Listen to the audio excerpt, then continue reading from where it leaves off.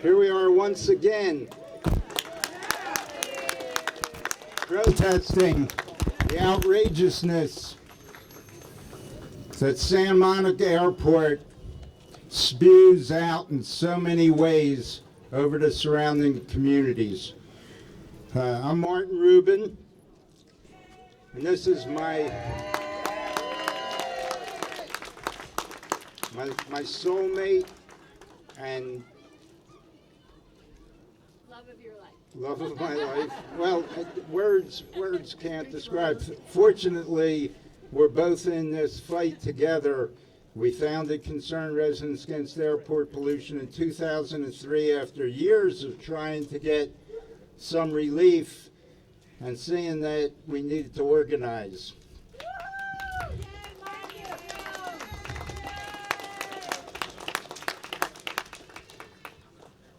This is the first protest. We've had 3 protests.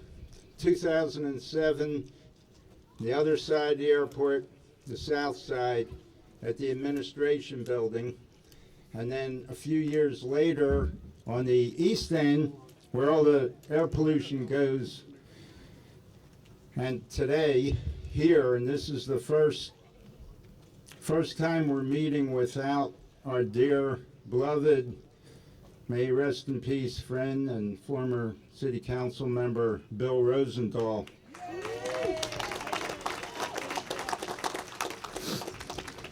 And we'll be hearing from Mike Bonin shortly, who always says he has some big shoes to fill, and that's the truth. It's Bill is really one of a kind, rare and exceptional, and we're very honored to have been able to work with him and know him.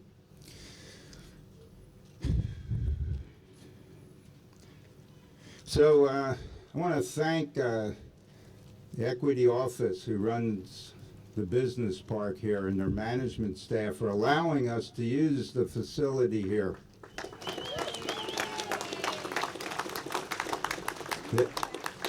They got involved because these buildings right here are right across from where the jet operations start up.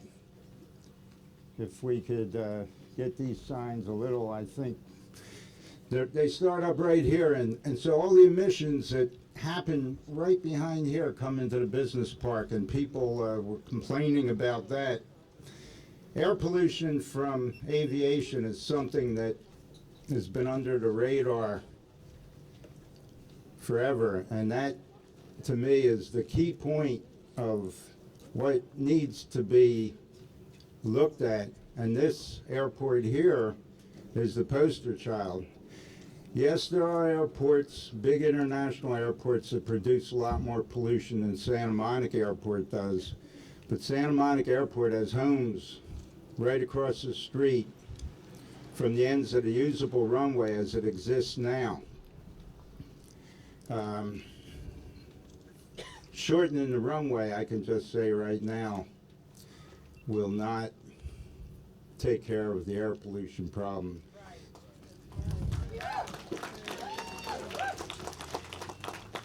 That air pollution travels for over half a mile up to a mile right now, and that's a lot of homes. A lot of people have been put in harm's way. We're going to be talking more. We're going to be hearing from members of the community. I also want to thank the supporters of today's event, the community groups, the neighborhood groups. We have Friends of Sunset Park.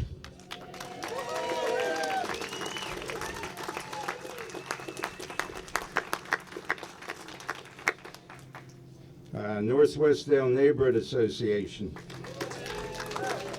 I'll just read through these and then we'll applaud. I know we all love these groups. We have the Ocean Park Association, Venice Residents Against SMO, West of Westwood Homeowners Association, South Mar Vista Neighborhood Association, Airport to Park, CASMAT, No Jets, and SMO Future.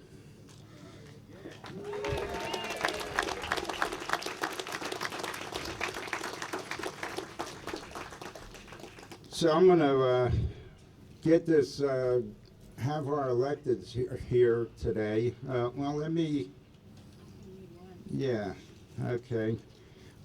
Unfortunately, getting Congress representatives out here is not easy, and you can imagine today with everything going on.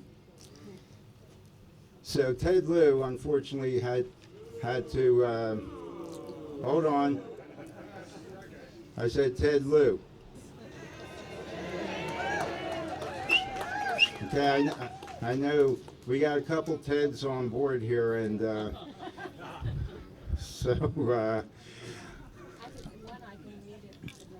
and then, of course, Congress member Karen Bass. And I have to say that the community was blindsided by this consent agreement without any public input. And you know, this is the only time I could think of, might have been something else, that I agree with the aviation people, that this thing was just done in a fashion that was undemocratic and unethical. You bring all the parties to the table and allow for public input. This is 12 years of the lives of so many people and families that are going to be impacted. And for, well, we'll get more into that. I want to read from Karen. So what I was basically saying is that this was publicized as really a great thing. A lot of propaganda, all these good things. But as soon as it went out, and as soon as people looked at it, they started to pick it apart. They picked it apart for things that just scream outrageousness. Representatives have had to pull back from what they thought was originally a good thing for the community. So here's from Karen Bass, representative of the 37th District. That includes North Westdale and Mar Vista areas.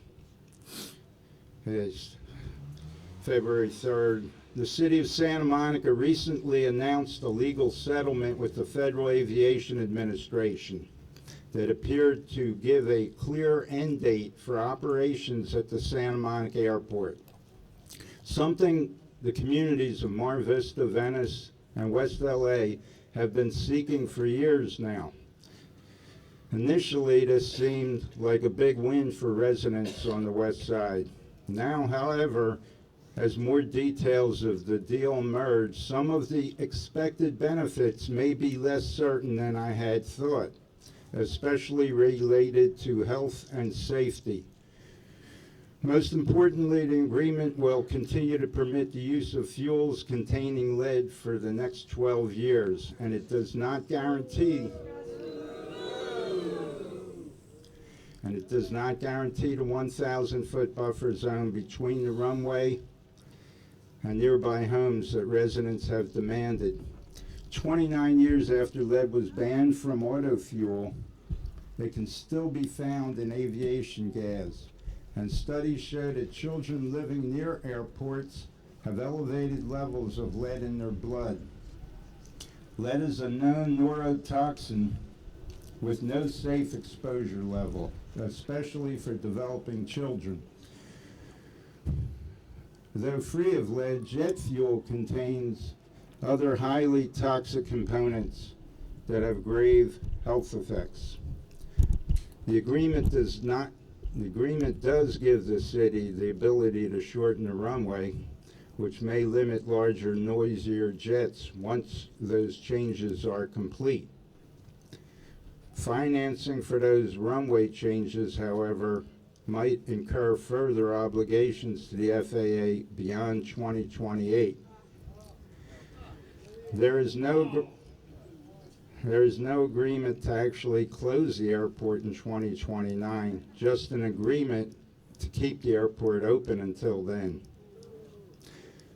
Now that the court has accepted the terms of the settlement, I will continue to work actively with community members and with decision makers at the local and federal levels, including Santa Monica City officials, LA Council member Mike Bonin, and my colleague, Representative Ted Lieu, with a lack of clarity on the problems above and others, I remain deeply concerned.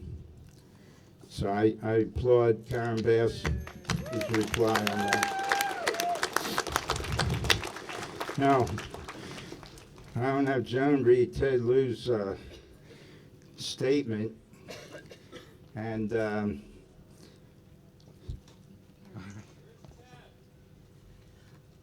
have to help me out. Well, hi you all. Really glad you're here. Ted was scheduled to be here. Marty's been in negotiations the last 3 days with his office, and I don't know, he's hesitant now to appear, but he said he has a statement because he wants to think things over. It hit him.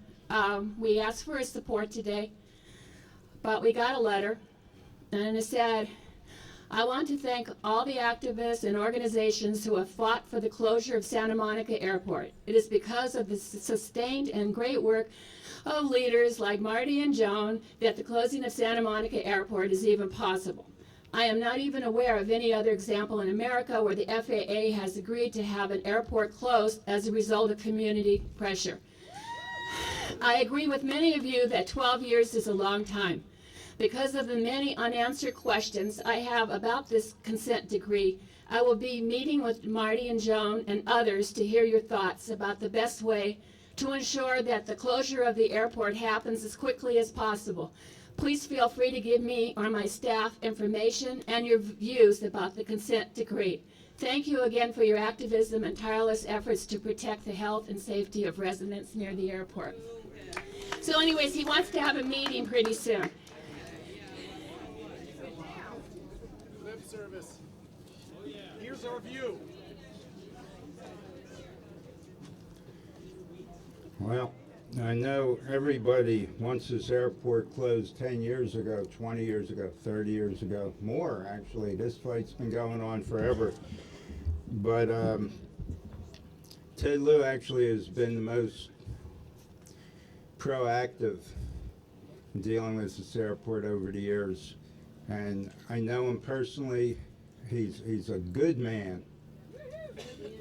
And I expect when he sorts this out and when he fights for us, he's doing a wonderful job. And on other issues, I mean, he's still new in Congress. He's already risen up the ladder. I think he's some assistant whip now, and he's just been in there a few years. So I look forward to having this meeting with Ted and understand that we just started to look at this consent decree. It's an outrage that what has happened, a slap in the face to the community. And it's even a slap in the face to aviation interests. But we have the arguments on our side. We've been through this with the LCD thing. We know about the exaggerations and the lies. The aviation interests, they care about their bottom line. They don't care about how it affects the community. Well, I want to bring up our Los Angeles City Council member, Mike Bonin, to say a few words. And Mike has been on board with us. In fact, Mike introduced Joan and me to Bill Rosendahl when he first started campaigning. And I can't tell you where we would be today without the help of people with representatives like Bill Rosendahl and Mike Bonin and Ted Lieu. I know, and former Mike Gordon, who was a predecessor to Ted Lieu, had passed away just after he got in the California Assembly. So without further ado, I want to bring up our dear friend, Mike Bonin. Thank you. Good morning, everybody, and thank you for being here. Thank you to Marty and Joan, and thank you to those of you here from the dozen different organizations that Marty acknowledge, that have been fighting this fight for years, if not generations. Please, let's give another hand to Marty and Joan.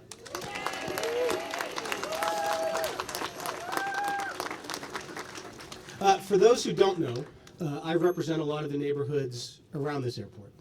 I represent Venice. I represent Mar Vista. I represent West LA. That means I represent people who are under the flight path of this airport and bear the brunt of that noise. You've done a great job. That means I represent people who live in neighborhoods where planes have fallen out of the sky and crashed into their parks and into their neighborhoods.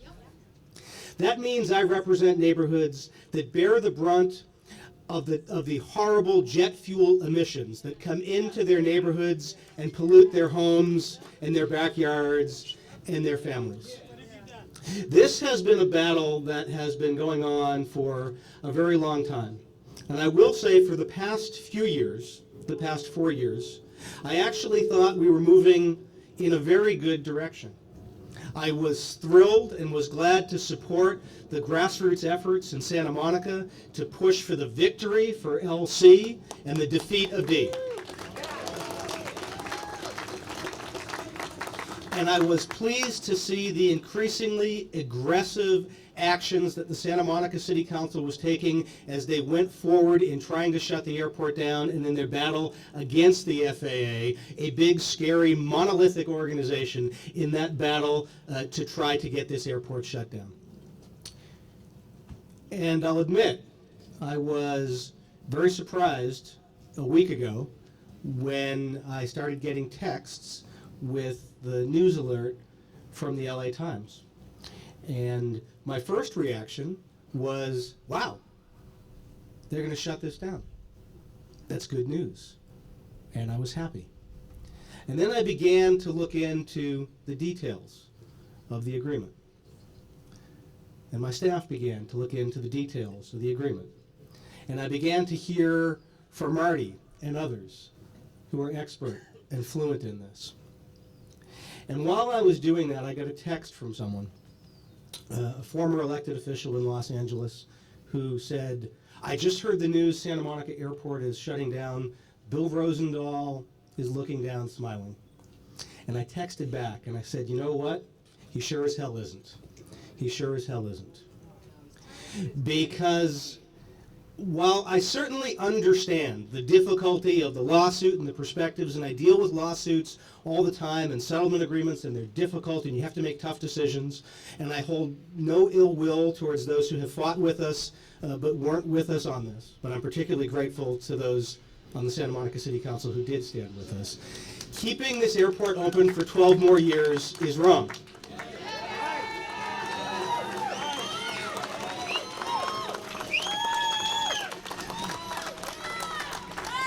The impacts of a Fly Neighborly program that diverts flights over North Venice is unjust. Planes falling into our parks is unjust. And those horrible jet fuel emissions are unjust. And I think we all understand that justice delayed is justice denied. And that's what this agreement is to me. Justice is being delayed and justice is being denied. I do not know what, if anything, we can do to change this agreement. I don't know what ability we have to do that. But I will join with the people I represent in Venice and Mar Vista and in West LA and say, move the damn flight path and stop putting it over Venice. That is not neighborly. That is the definition of unneighborly.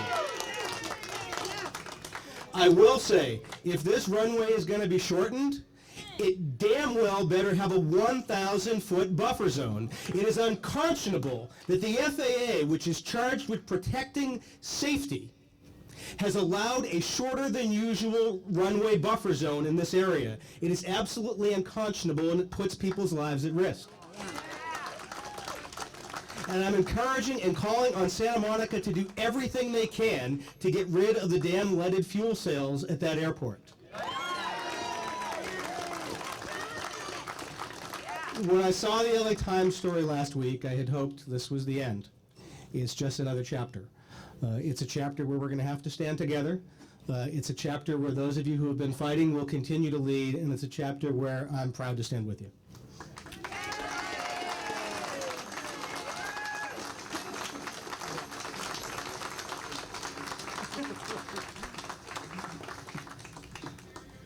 Oh, thank you, Mike.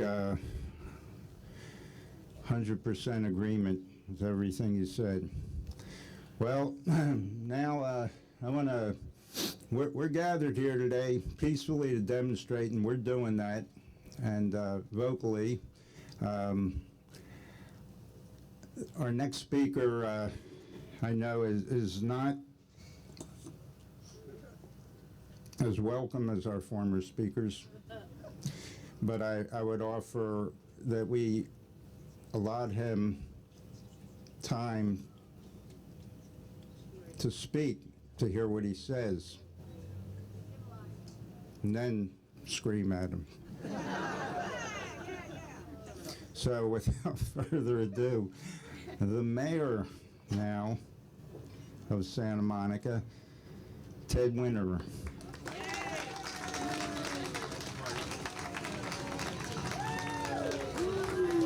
Yeah, good morning, everyone. What's that? It's just a lot like being Tom Brady at an Atlanta Falcons pep rally. I understand there's some people who aren't terribly happy with our decision. So I originally agreed when Marty asked me to come to this rally when it was about Jet Suite X to come here and assure you they were going to do everything possible to get rid of the prospects of commercial operations flying in and out of Santa Monica Airport. Yeah. I'm pleased to report to you that because of the consent decree we entered into, with immediate shortening of the runway within the next 6 months, the Jet Suite X is refunding its customers who pay for flights next week. And on February 14th, the City Council will meet and enter into a longer-term agreement with them to make sure that they exit this airport for a longer period of time. And if they don't enter into that agreement, I assure you we will see them in court. So make sure we be on your side. We do not want to see Jet Suite X or potential copycat operations at Santa Monica Airport. All right. So, if you'll give me a chance. So, I recognize that since then, since I agreed to come here to discuss Jet Suite X, the landscape has changed. And we entered last weekend into this consent decree with the Federal Aviation Administration. And people are upset on both sides. People at this rally, people in the aviation community. And I think when you have longtime nemesis, when you have warring parties that have been at loggerheads for decades, and suddenly there's an agreement to set aside your swords and beat them into plowshares, that people are angry because they think we could have vanquished them. Why did you not try to vanquish them? Let's recognize we could have been vanquished.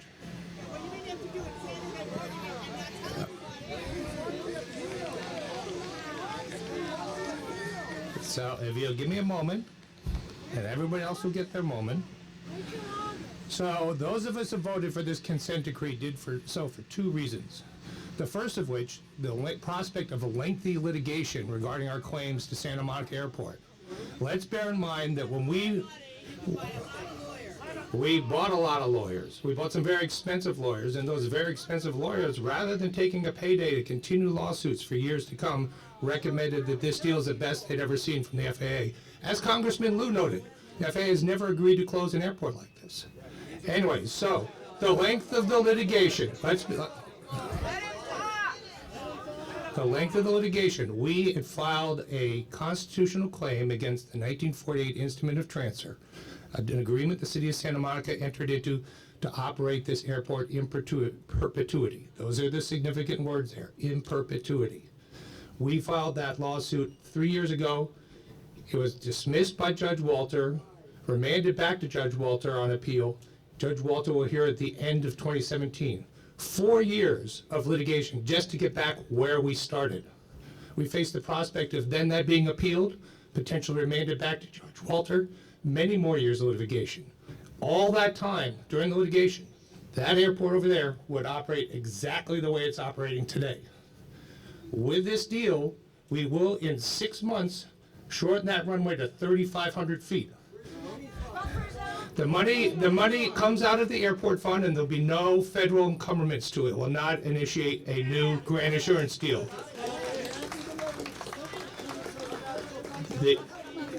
No, it's not a grant. It comes out of the airport fund. It is local funds with no federal entanglements whatsoever to it. So there will not be a new grant. We will shorten that runway within 6 months. We anticipate at minimum a reduction of 44% of the jet traffic. And so there are two issues here, right? I talked about the prospects of lengthy litigation with no change in operations versus an immediate in 2017 reduction in flight operations. Then there's the issue of possibly losing. Now, obviously, this was a split decision. One of my colleagues said, I didn't vote for this because we might have won in court. But we might have lost.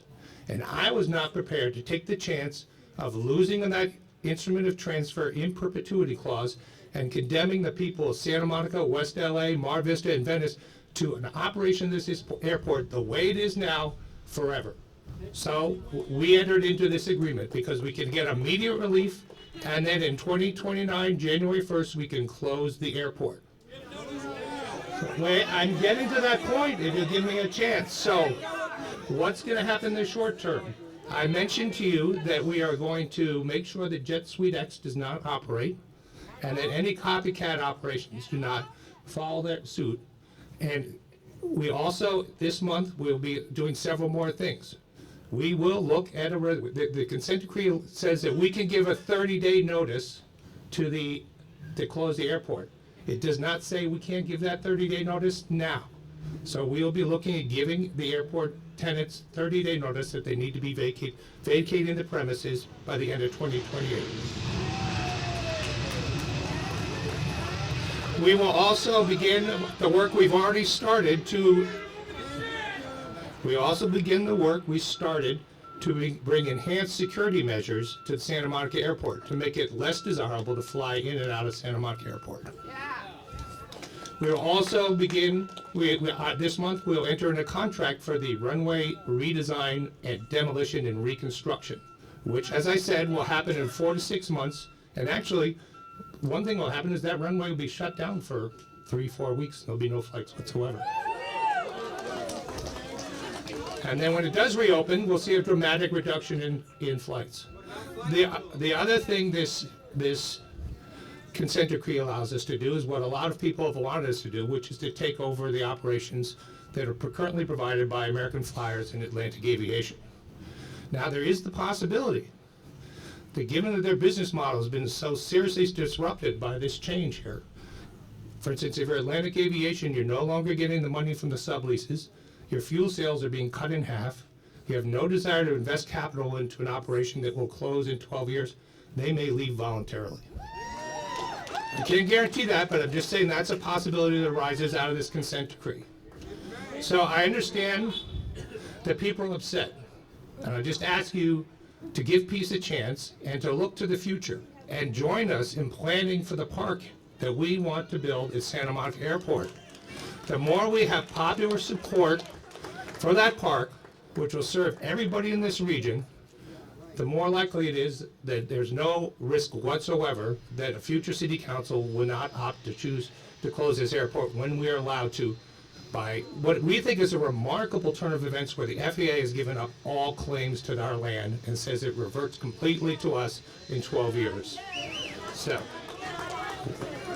that's what I have to say. Appreciate all of your concerns. We're going to do everything we can to continue to mitigate the impacts of the airport on our residents and our neighbors. And thank you for being here.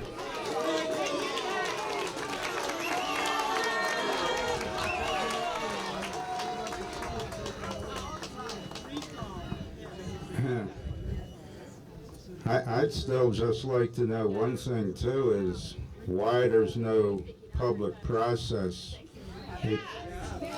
Why is there no input from both sides? We're being asked once again.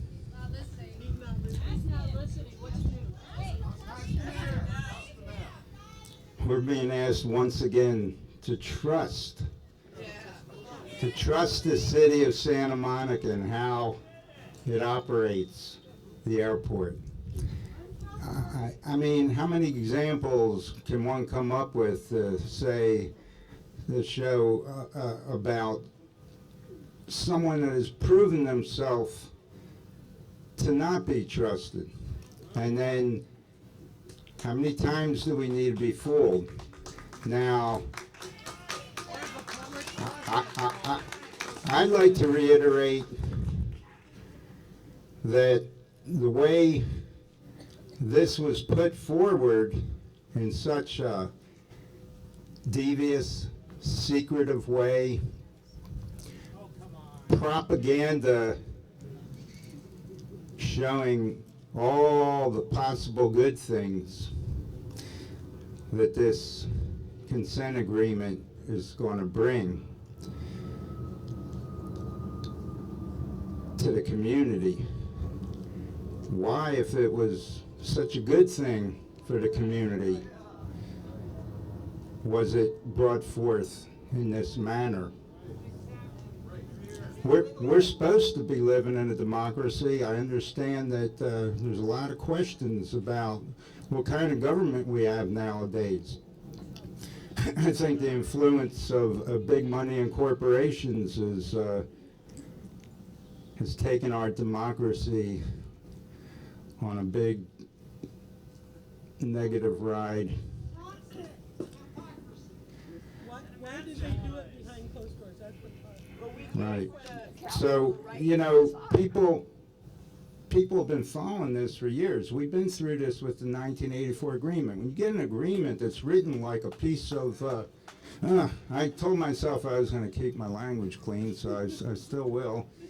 There is wording in this agreement that opens itself up for the FAA stomping all over the city of Santa Monica like it so often has in the past.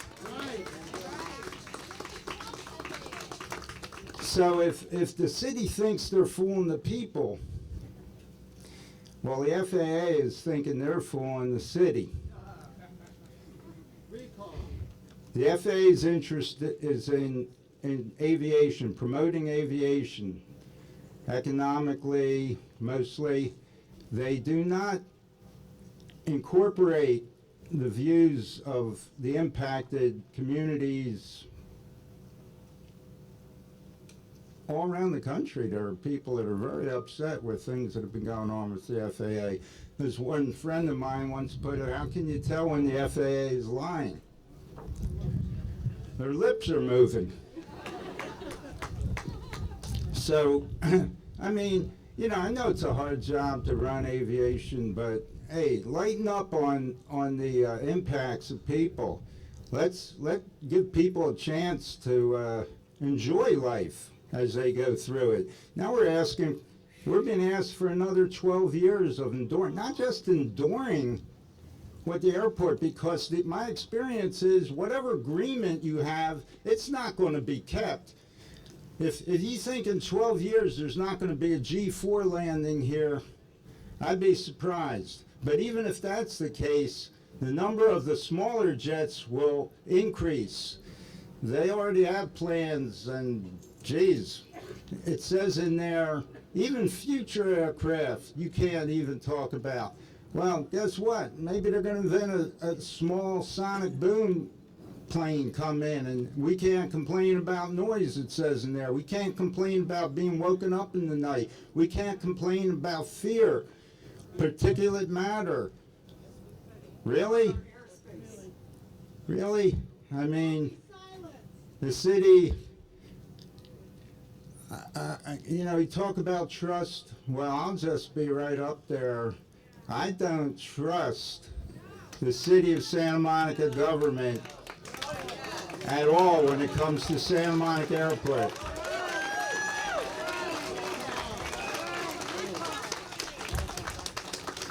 I would hope that those that are also concerned with overdevelopment join forces. I don't know if there's anything that can be done in the sense of a referendum. We're still looking into it, what legalities. I think the time spent behind closed doors, sweet backroom deals, we the people were sold out by the city of Santa Monica. What were they thinking of? Well, I think in a way they were thinking of money, because over the years, you could hold it. Over the years, when we've been through city managers, 3 of them at least. We've been through council members, this and that. Things change, and then when you revisit it a few years up the line, good luck with everything that Ted has said. And I believe he's sincere. I think he thinks this is a good deal. I think he's part of being hoodwinked. But then on the other side of it, part of the arguments, I believe, had to do with money. I know Snapchat is a big money interest here at the airport, and who here doesn't think that these technology people between here and San Jose aren't interested in jet service going back and forth on even smaller jets? This is going to turn into a mini LAX. There'll be more small jets.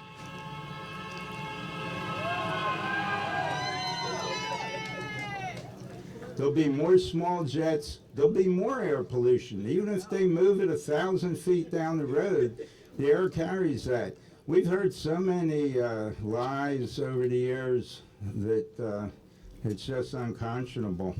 But I want to bring some more speakers up, and I know I have a request from the founder of No Jets to follow Ted Winterer, but we do have a couple council members who voted no. Where's Alan? Alan, are you want to hear from? All right, you wait. Or do you want to like, wait? Is that okay? Can I ask one question? Can we get a guarantee that it will be 40% less, like in writing?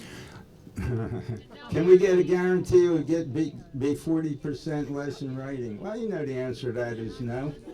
You know, there's no way you can keep traffic from coming once you open doors.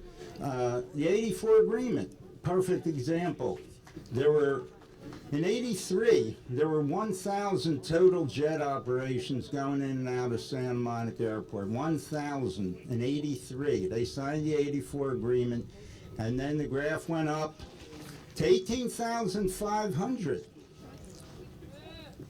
That's not a 100% increase. That's not a 200% increase. That's not a 300% increase. It's not a 600% increase. It's not a 1,000% increase. It's not a 1,500% increase. It's a 1,800% increase in jet operations when they signed the 84 agreement. You know what the reasoning behind the 84 agreement was?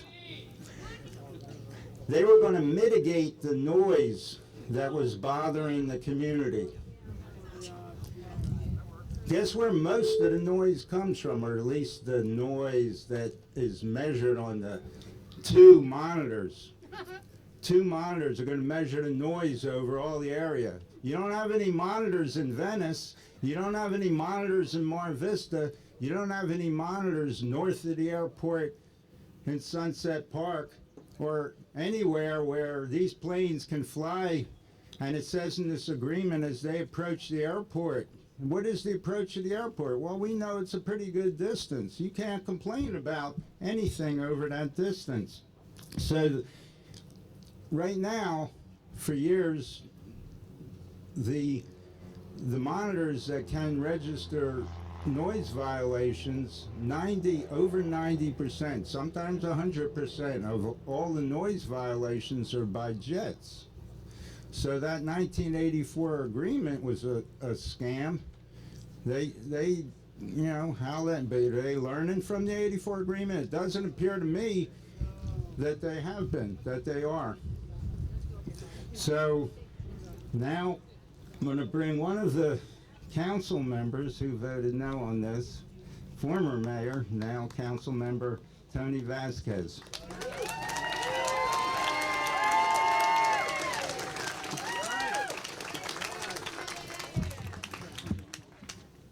I guess it's good afternoon. I wasn't planning on speaking today, but after listening to the comments, and especially the comments I heard when Ted Lieu's name was mentioned, I think we owe Ted a lot, and I hate to see him being trashed here. And let me just put a little history on this. You know, I grew up here between Venice, West LA, and Santa Monica all my life. As a kid, we used to play here when this was McDonnell Douglas. We used to sneak in back in the day. And one of the things that really troubled me when I got elected the first time in 1990, because I was dealing with this specific issue on the airport back then, is when I went to Washington, D.C. to meet with our representative, Waxman. I don't know how many of you were big supporters of Waxman, but I think he sold us. I think he sold us back in the day, because I remember sitting in his office talking to him specifically about this airport and the FAA, and he told me they didn't listen to him, which I think is bullshit. Ted Lieu, in his short time as an elected in Congress, has done more than Waxman did in 40 years in office. That's what we should be applauding. And I hate to see people turn people down, because being an elected official, it's not an easy job. And I think we need to support those that support us.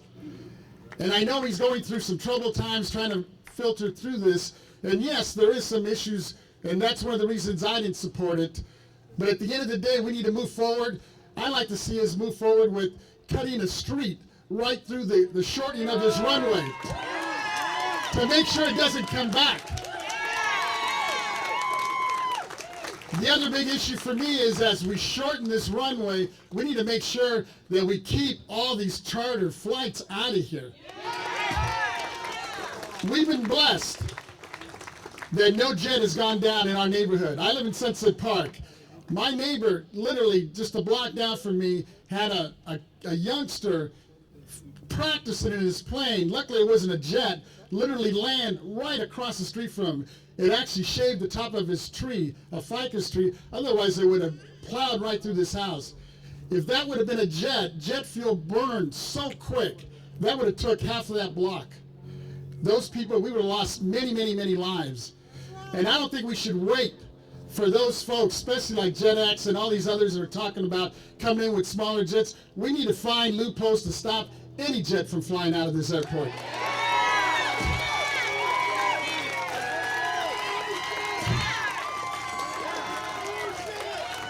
And at the end of the day, we need all your support. I know there's people here from Venice, from Mar Vista, from West LA, Santa Monica here. We need to stay united on this issue moving forward.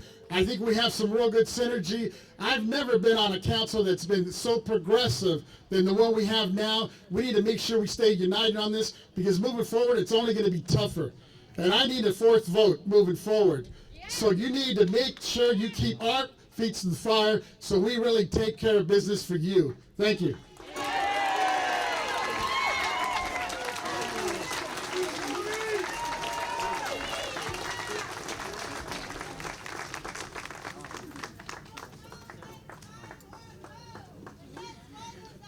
Tony, thank you so much.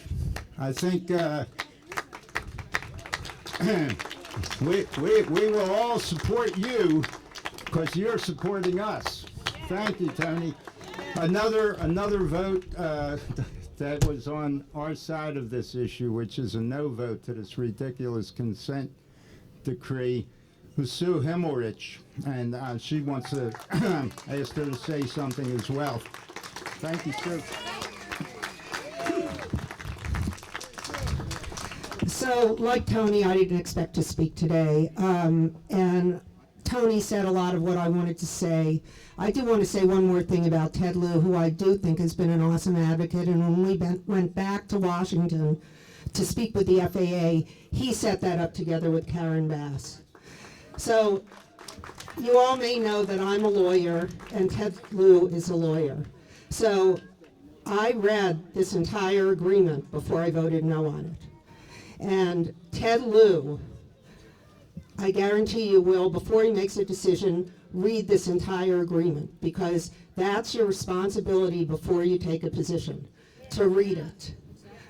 That said, I didn't even have to read it, because based on the length of time, the length of the runway, and the fact that it didn't guarantee closure in 2029, I couldn't vote for this deal. I'm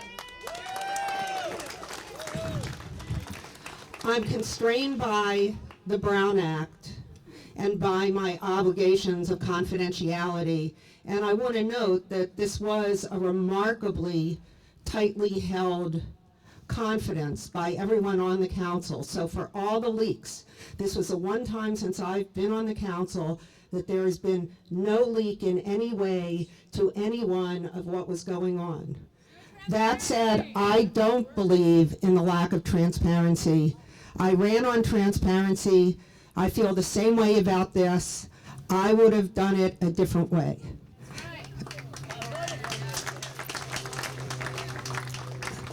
So here we are, and I just want to say, I feel for you. I agree with Mike Bonin. This is not a just deal.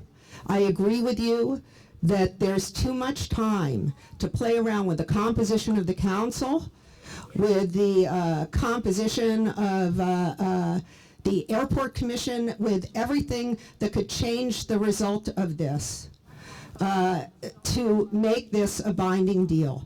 It's why I voted against it. I'm sorry, and I agree with Tony. We need a fourth vote. Thank you.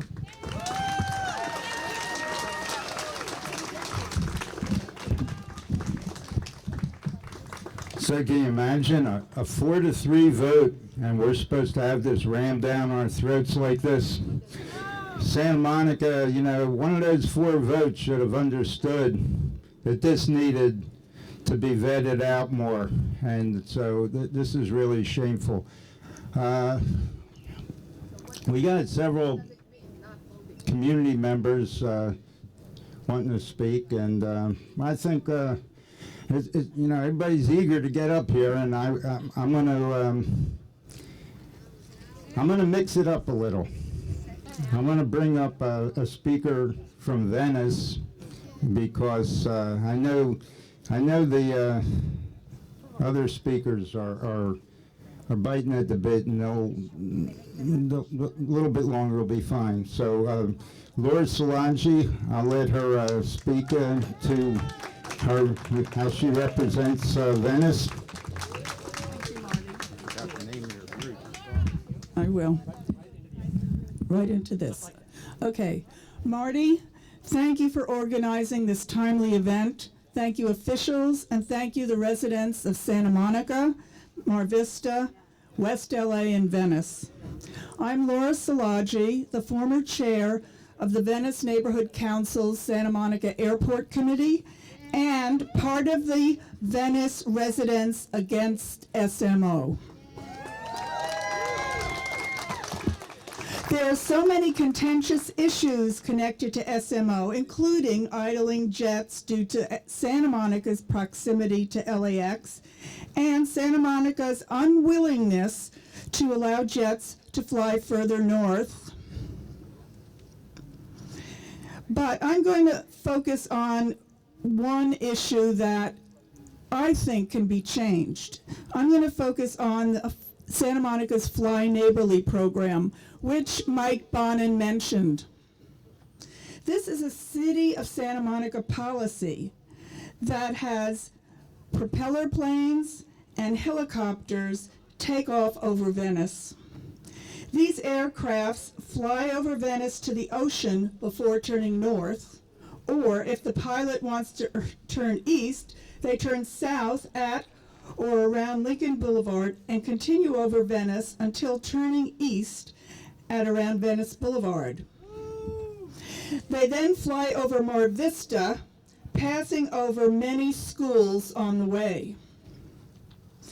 And at a meeting with the head of the Western Division of the FAA, we were told by his staff that this Fly Neighborly program was not an FAA regulation and that the pilots of visual flight aircrafts, i.e. props and helicopters, have the option of turning north or south after departure.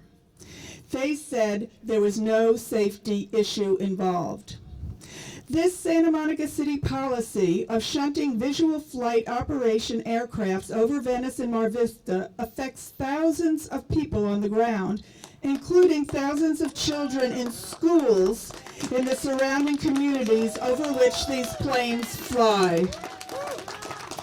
These leaded fuel, noise-polluting aircrafts affect the health of all and stunt the learning abilities of children. The UCLA pediatric study as pertains to SMO and the World Health Organization as pertains to airports and noise pollution worldwide document these detrimental health effects. If the airport were indeed to stay open until 2028, then a child born today would be 12 by the time the airport closed. And I would be 83 if I'm still alive. That's too long to wait for relief.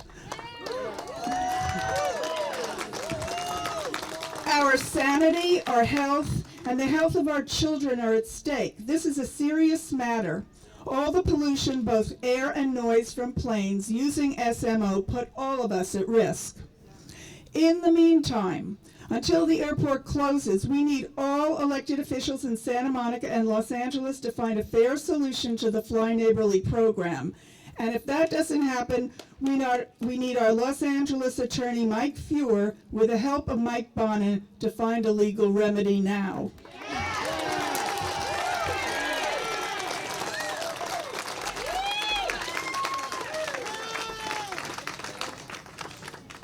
Yeah.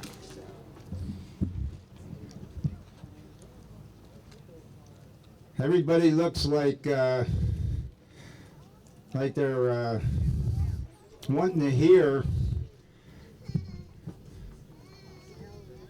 from. Nobody looks like they're getting exhausted from listening to all these pertinent, credible comments. I just want to thank everybody for ongoing efforts. We have so many groups that are involved. Right now, we're going to hear from the founder of No Jets, who's been doing,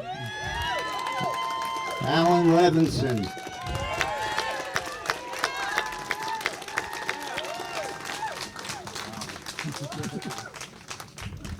Thank you, Marty, and thank you, everybody, for coming, and the most cheers I've ever gotten in my life. First of all, I have some prepared notes, but one thing I wanted to say, and I won't get it all straight, but I'll just start with the first line.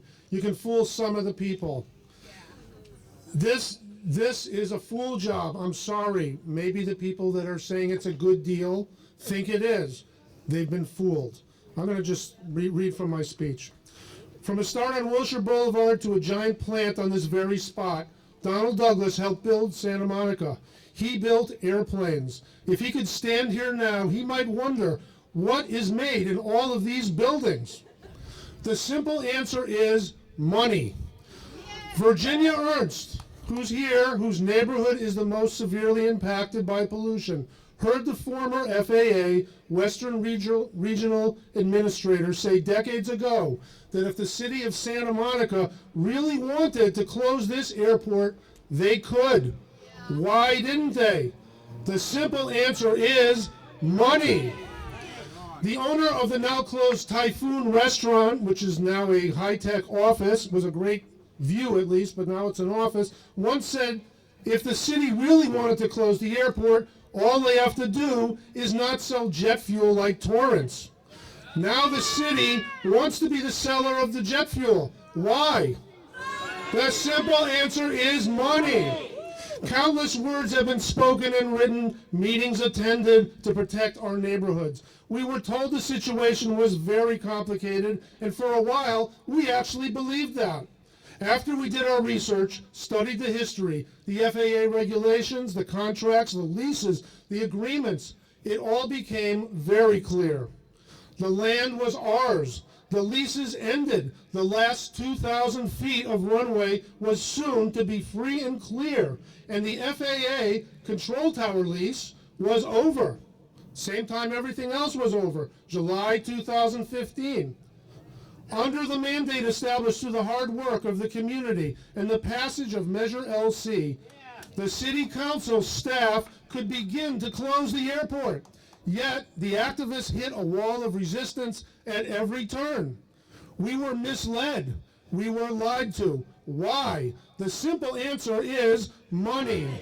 We fought to not extend leases. We fought to establish a leasing policy. A resolution to close in 2018 was passed. Some of us thought that's even too far out. We fought to evict Atlantic Aviation, who had no lease. That process started, and it got stopped, and it still stopped. The papers were filed in court, but never served to Atlantic. Why weren't they ever served? The simple answer is money. News was leaked about an agreement being negotiated with the FAA last December. Yes, a secret was kept, but somehow the LA Times knew there was a secret agreement.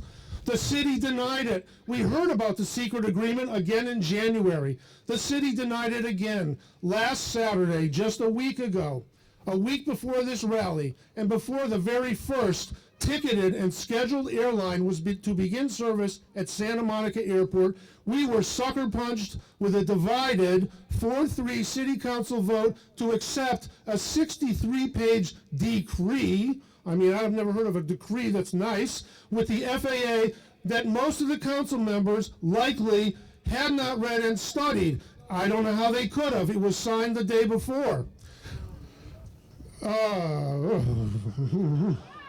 We were told by our city attorney, our city manager, and the mayor, who is here today, we heard him speak, he had courage to come, that the decree would shorten the runway immediately, close the airport in 12 years, end charter service, end our grant obligations, stop fuel sales. Not one of these statements, once we saw the agreement, was true. When questioned, excuse me. When questioned by the press, our city manager changed immediately to 3 to 6 months or longer. It was just changed back to we guarantee it'll be shortened in 6 months. Remember that one if we don't stop this. There was no date to shorten the runway, but we have a date that we can close the airport if there's no further agreements 12 years from now. The decree does not stop charters. It does not end fuel sales. It does not end grant obligations. It does not guarantee the closure in 12 years. Why was there such deception? Why were we told these things? Why did they rush the agreement with no public content? Why did they lie to us? The simple answer is money. The decree ends 2 very important legal cases. The first case, we had over 100 airports from around the country standing alongside us with an amicus brief to fight the FAA. They knew, all these airports, big airports all over the country, knew that if the FAA won this case, it would establish bad case law for all of them forever. They banded together with us to make sure we won, and we would have most likely won. There's no guarantees in a court of law, but this was simple contract law. The FAA knew it, and the city knew it. The second case was trickier, but an honest and impartial judge or appeal court would have likely ruled in our favor if the arguments were good enough. Even if we lost both cases, we would have ended up with a runway shorter than 3,500 feet once our grant assurances ended in 2023. That's if we lost. 5 years before 2028 and 2028 or 2029, it is not a done deal. Read the agreement. It does not say the airport will close on that date. A runway 3,000 feet or less would have eliminated almost all the jets and charters. Stopping fuel sales would have all but shut down the airport. The city did not choose this route. The simple answer is money. I'm not supposed to say that thing, but I agree. Something's wrong here. I don't know what it is. Nobody necessarily is taking money, but something's wrong. The decree is designed to keep the airport open for at least another 12 years. A lot can change in 12 years. Look at Washington, D.C. A lot can change in 12 days. We all like to be told what we want to hear. We all want to trust those that we have put in positions of power, whether elected, appointed, or hired.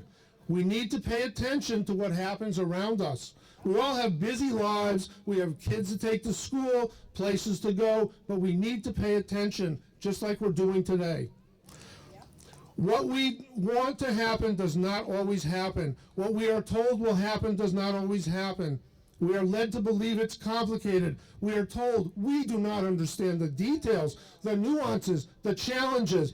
Let me tell you, I have met some smart people in the last 5 years that know the nuances, the details, and the challenges. Why are we doing this now? The simple answer is money.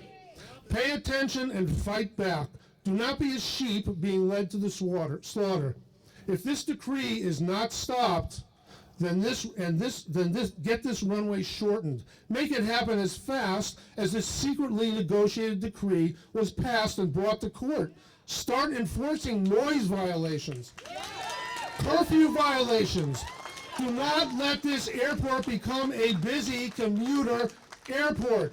A commuter airport was not, nor will it ever be, the intent of Measure LC. 60% of the voters voted to give the council the power to close the airport, not to keep it open.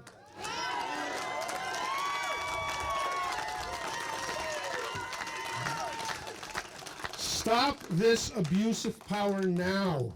Do it for the kids. Thank you very much.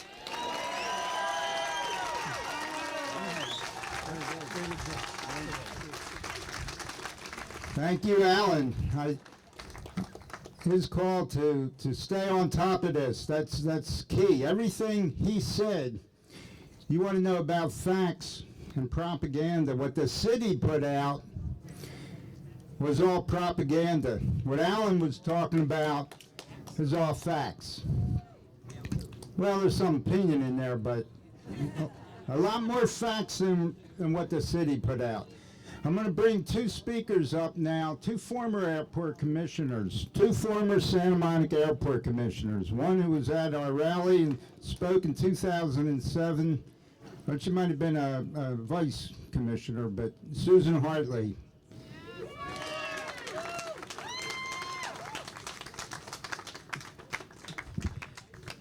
Well, in 2007, I got you all to say enough. We thought it was enough.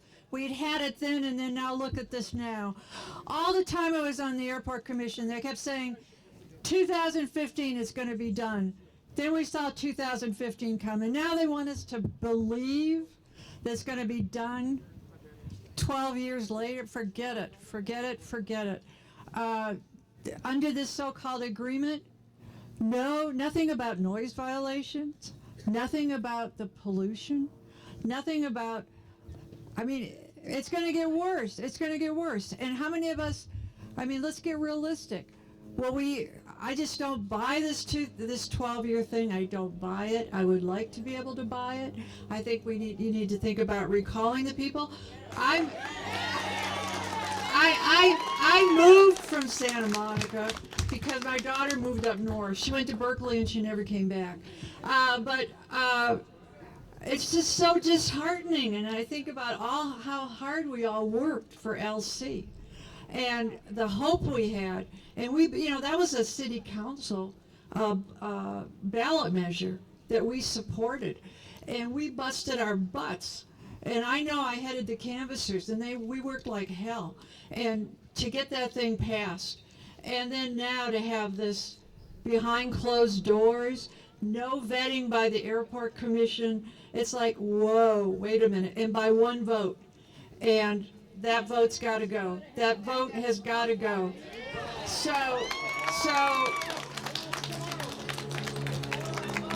and this is nothing. This is nothing, this noise. This is nothing. So, keep up the fight. We're with you, and I supported back in 2007, and I still support it. Santa Monicans don't like this, but you cannot be having Santa Monica Airport planes veer out over Venice, and all those prop planes, the lead. I mean, this is criminal. All this is criminal, and here we are again. Still, take care.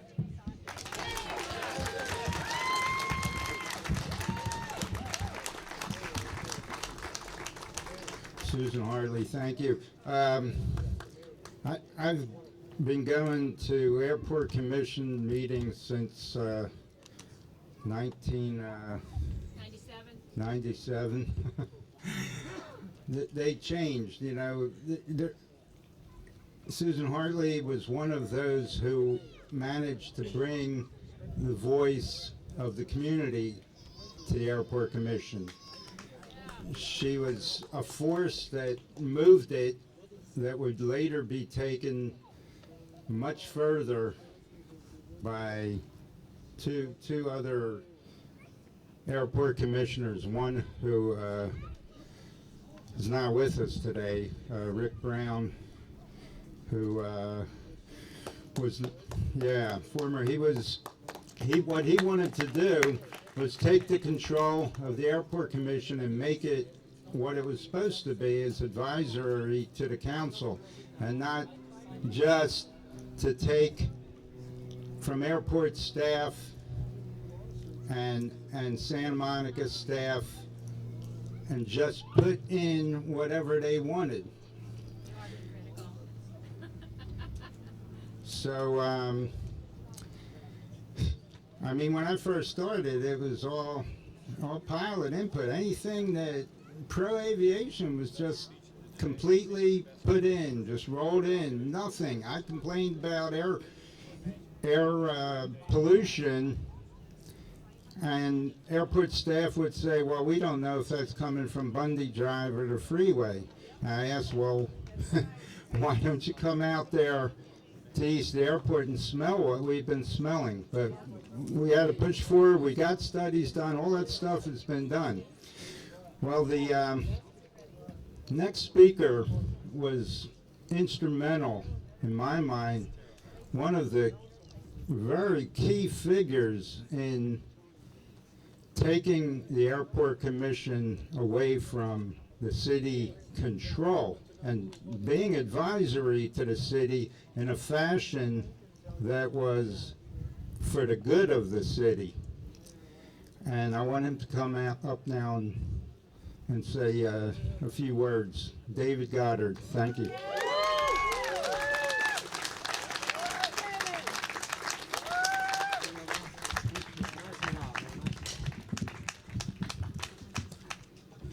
Good afternoon, everyone. It's sort of hard to follow Alan. That was a very inspiring speech, and thank you very much. I appreciate that. So, we've been watching this very closely for a long time, and we picked apart the agreements, as Alan said, and we came to the conclusion that this was about money, and that there were some people that wanted to keep this airport open contrary to the wishes of the residents. And apparently they have prevailed this time. But I say this time because they prevailed on prior occasions, and we've stopped them. In 2015, the City Council voted unanimously to give the jet tenants 3-year leases. And that was in March of 2015, and so they moved forward with that plan. And Atlantic and Gunnell were supposed to get 3-year leases. And then on July, it was in June, Alan Levenson sent me the appraisal that the city prepared to come up with the rent structure for these leases. And so I didn't have time to read it. I was really busy, so he called me on July 2nd and he said, "Have you read it yet?" And I said, "Alan, I'm busy." And he says, "Read it." You're always busy. So I read it. And what I discovered was that they were going to lease the hangar space behind us at $6 a square foot a year. Now, a couple years earlier, I got leases from the city staff they wouldn't give them to me as the chair of the airport commission. I had to do a freedom of information request to get the documents. I got them, and fortunately they had a bunch of subleases in there for these hangars. So I looked at them, and they were at like $18 and $19 a year, and that was from 2012 and 2003, 2004, 2005. And if you inflated them, they were really like $25 leases per year. And this appraisal said, we're going to lease this space to Atlantic Aviation for $6 a year. And so I said, that's fraud. You can't, if you have market rents at an airport at $25, you can't lease it for $5 on some kind of sweetheart deal. So we publicized that. We sent it to the city council. We said, this is illegal. This is fraud. You have to stop this. They all backed away from the agreement. So then the 3-year leases fell apart. They agreed to stay with month-to-month leases. Well, conspicuously, what I noticed in this new agreement, and I haven't read it. Again, I've been too busy, haven't had time to read it, but from the pieces that I've gathered so far, they're obligated to lease this airport, these hangars again, at this $6 rate. And that's illegal. That's a gift of public funds. The city can choose to do that and to put together a policy, but it has to publicly vet that policy. It just can't do it in the dark of night in some secret deal. That's what the Brown Act is for. So I don't know. I haven't read the agreement yet, and I intend to do it. I actually just had to file 2 other lawsuits for business matters, and I just got them filed last week. So now I have time to sit down and read this thing. But I want to find out if that is illegal, because if it's illegal and they base this agreement on an illegal action, the agreement is invalid. So we need to pick apart the agreement and find that, but if that is in fact the case, we have grounds to challenge the veracity of this agreement. So don't lose faith. Don't think that this is over just because they signed something, because if they sign something that's illegal, you can turn it over. So keep the faith, stay on this thing, stay on the council members, stay on your council members. You got to bring as much public pressure as possible to these decision makers, because in my opinion, they sold out. Now that's my opinion, and I need to read that agreement before I can give it 100% or take a position on it, but it doesn't look good to me right now. So that's all I have to say today.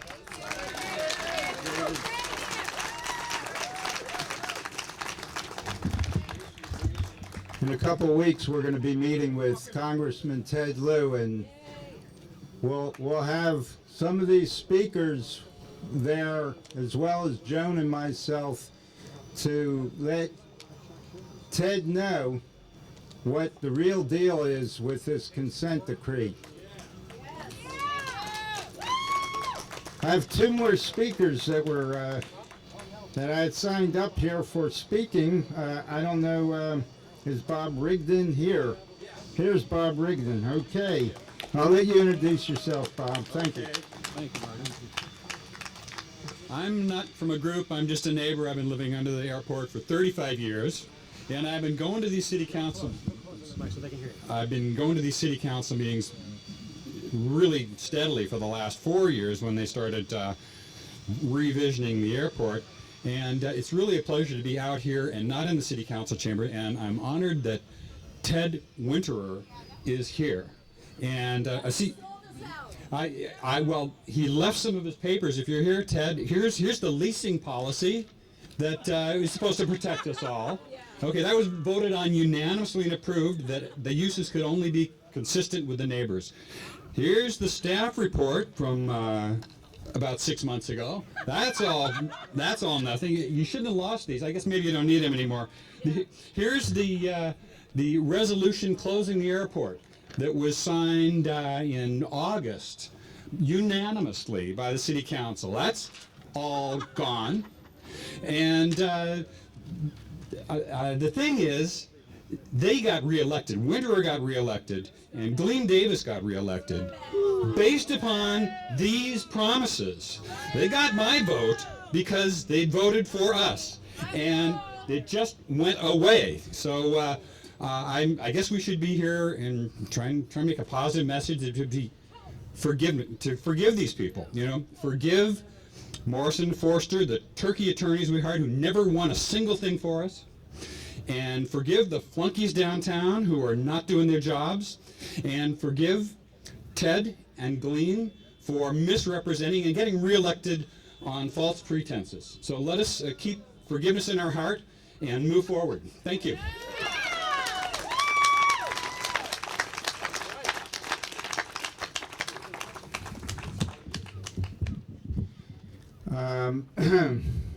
How many people think that we should bring to the city council maybe renaming Santa Monica Airport Satan Monica Airport? Everybody found their way to this challenging location, partly due to the efforts of our next speaker from Ocean Park Association, from Ocean Park, Mike Salazar. We get a hand to Mike Salazar to come up and say a few words.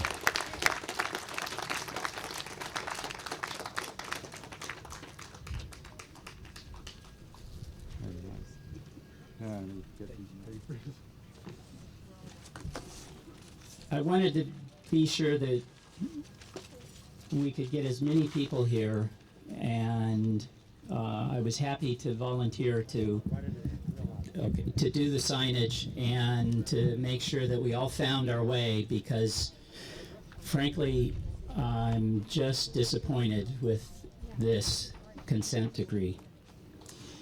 I currently serve on the Ocean Park Association board. I'm also on the Airport to Park board, and I also was on the executive committee of Measure LC. And many of you here, I would like to thank you for the work you did on LC in the trenches. My job as sort of a perpetual optimist was like herding cats and keeping all the diverse groups that are here today at the table. And we did an amazing thing with Measure LC, and we need to stick to that.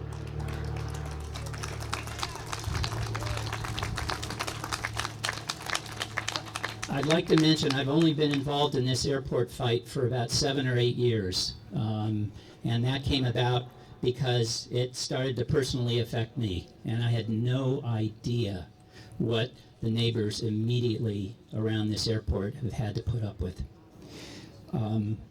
So I'm here because of that on a personal level, but I'm also here with everybody that's been fighting this for decades, and I would especially like to give a huge round of applause again to Marty and Joan.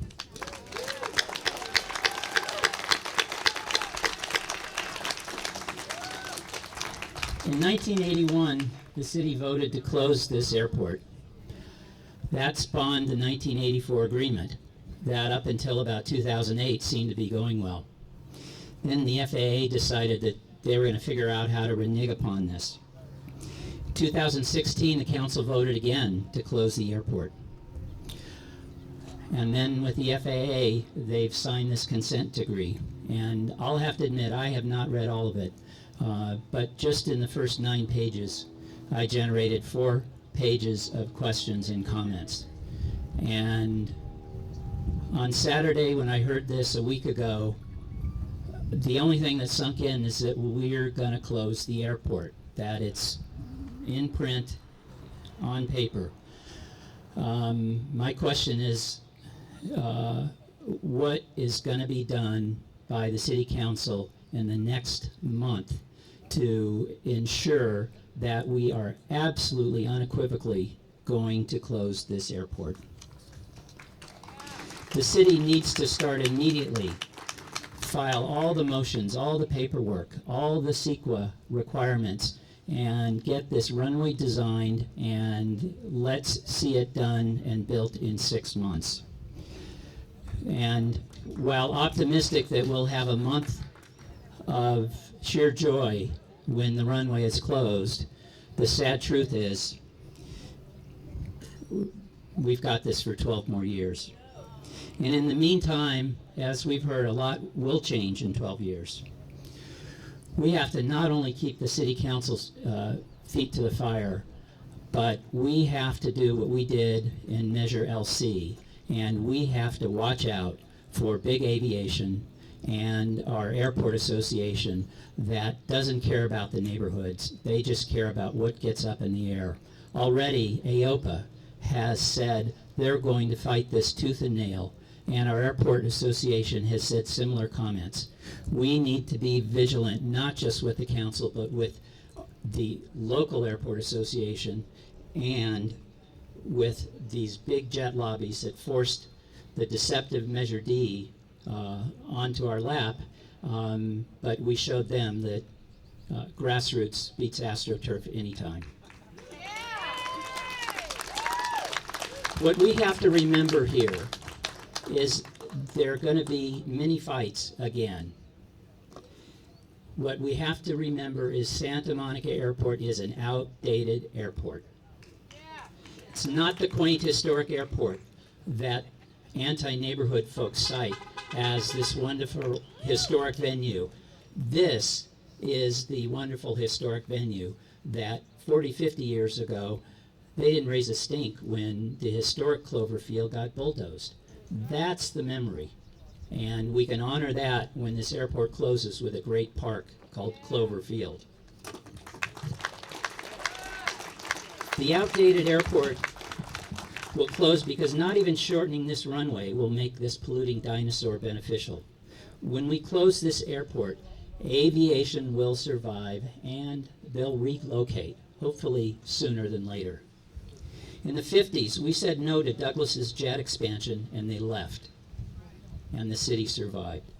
Today we say no to Jet Suite X's 30-passenger jets on this unsafe runway, whether they start Tuesday or the 25th, or whether they tuck their tail and take some money and run.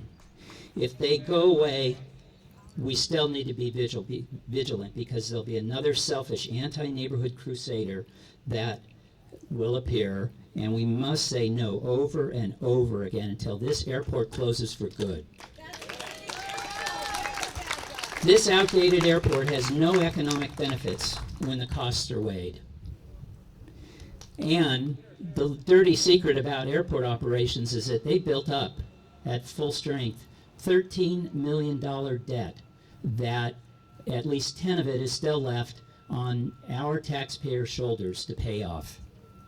While this airport takes up 2/3 of the land in this entire airport campus, the aviation uses will stay when the outdated airport closes because, one, we like them, two, they don't pollute our neighborhoods, and three, they generate the lion's share in about $225 million a year, whereas this little airport taking all this space and causing all these health impacts really just makes what a medium-sized strip mall would make. And we all know what we think about strip malls. The economic benefit is closing this airport, brought to light with the arrival of non-aviation tenants that are displacing aviation subleases and returning $3 to $4 million to the city each and every year now, all without ultrafine particulate or lead emissions. The outdated airport generates less than 180 jobs, dwarfed by the 900 non-aviation jobs all around this runway that will remain when the airport closes, plus hundreds more that will certainly come. And those lost airport jobs will relocate just like their businesses will. This outdated airport is now smack dab in the middle of dense residential areas, and the cost of this dinosaur remaining is the health and safety of its neighbors.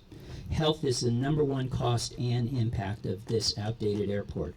Ultrafine particulate from large and small jets gets into our lungs and is found on windowsills and countertops inside homes near and far from the airport.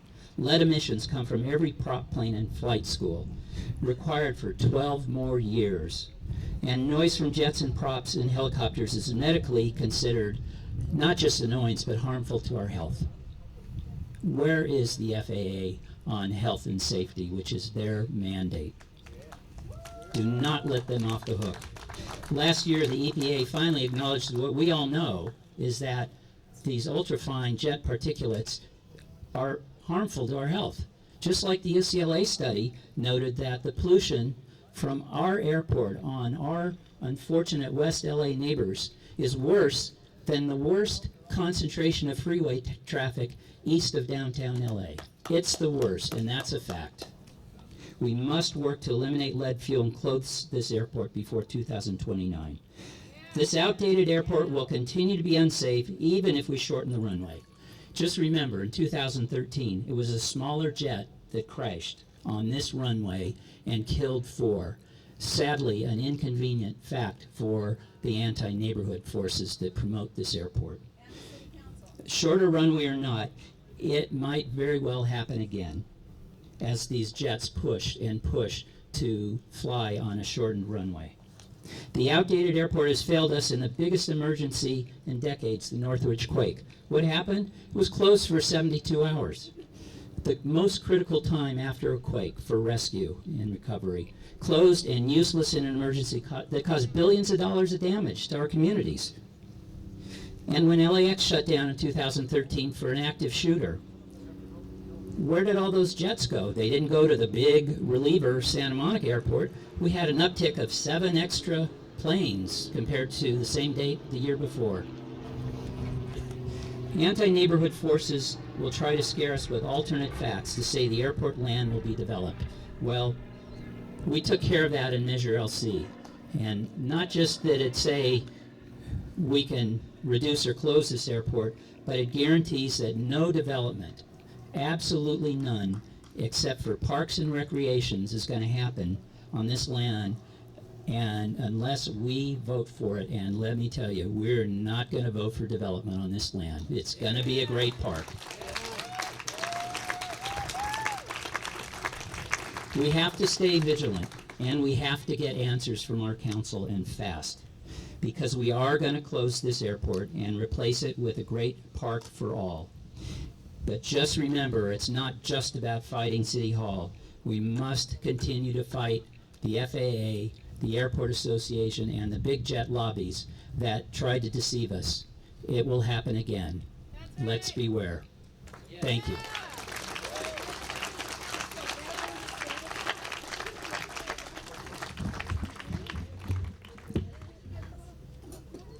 So it does take a large number of people, a lot of groups, a lot of different directions to crack this very difficult nut of aviation being able to do whatever it wants to do. There are problems all around the country. We're just the poster child for general aviation, and we have important message to send out. I think we heard that we all need to stay vigilant. Who here is going to stay vigilant? All right. I think we demonstrate bringing credibility and facts to the table. That's why we have been making progress. But the other side, as is, I like the term anti-neighborhood. That was a good term, Mike. They like to call us anti-airport. Well, I don't think any of us are really anti-airport, but we are anti-Santa Monica Airport.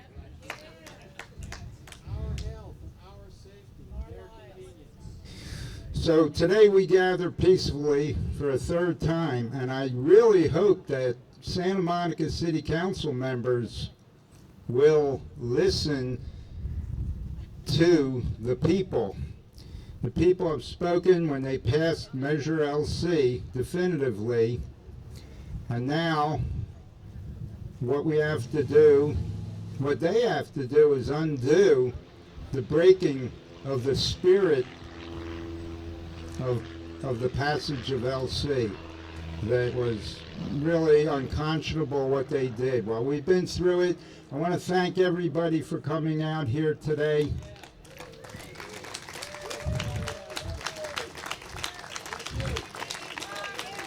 I hope we don't have to do this again, but stay tuned. Next time could be City Hall. Oh yes, everybody should send an email to all your representatives, particularly Ted Lieu. Ted Lieu wants to hear from the people. Ted Lieu will listen to us. So whatever group you're signed up with, of course, I'm at jetairpollution.com, Concerned Residents Against Airport Pollution. Stay in touch with what's going on, and together, I really still think we can win this, because yes indeed, thank you. Everybody be well.